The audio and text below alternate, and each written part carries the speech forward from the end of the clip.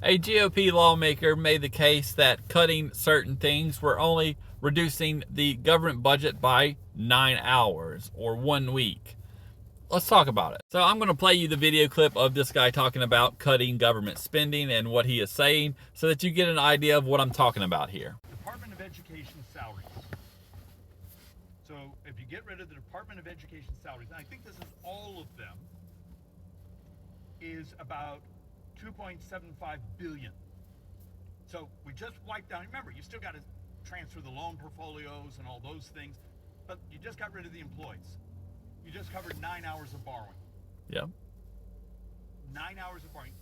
Now he goes on and talks about other departments and how they're cutting, all of these other departments. Some of them, could give us a week on the federal budget, and others would give you another 9 hours on the federal budget.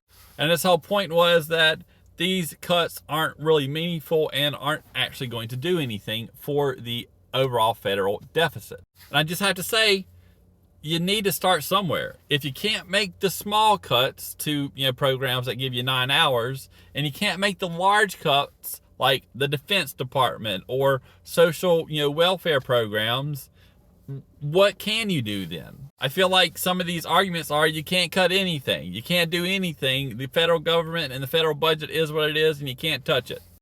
And that is not what the American people elected Donald Trump for.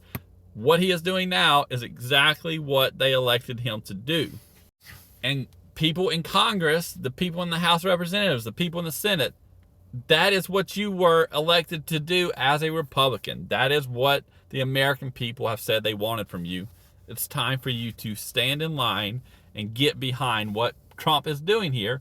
And in 2 years or 4 years, if there's an election that swings completely the opposite way, then so be it. But as of right now, the American people have spoken, and you need to get in line with what the Trump administration is doing.